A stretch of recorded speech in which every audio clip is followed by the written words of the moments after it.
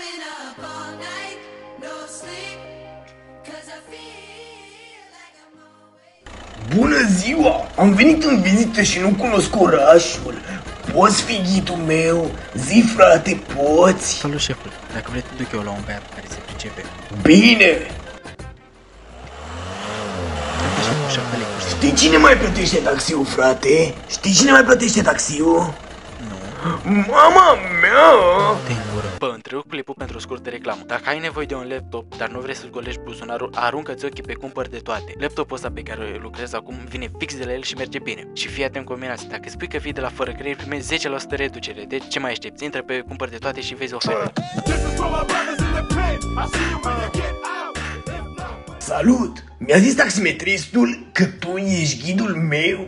Dar știi cine mai e ghid? Știi cine mai e ghid, frate? Mama mea! Hai, salut, bă, patroane. Bună glumă, bă, să nu mai faci. Hai, nu bor să mâncăm niște mici, ce naiba. Bine, frate, dar știi cine mai mănâncă mici? Frate, nu știi cine mănâncă mici?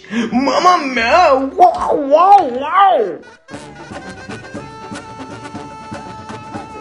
Mamă, ce bun sunt micii ăștia!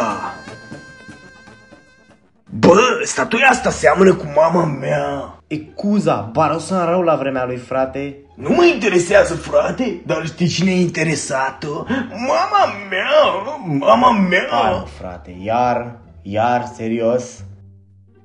Cam ăsta a fost orașul, șef. Unde te duci acum? Nu știu, frate, unde mă poartă vântul? Și-mi iau șaorma cu de toate. Și poate și un hamburger cu inele de ceapă. Ar intra bine aici, frate. Și gata, fraților, musculosul și-a făcut turul pe la noi. Big up pentru Robică, vocea de care a dat viață. Și nu uitați de Academia de Animații, care este la cel mai mic preț posibil. Stați aproape pe Fără Creier, că urmează clipuri de vă sare țigara din mână. Voi am fost al vostru Fără Creier și voi sunteți cei mai tari și ne vedem în următorul clip. Nu uitați să dați și voi un like, un share și un subscribe, ci că e gratis. Hai, v-am pupat!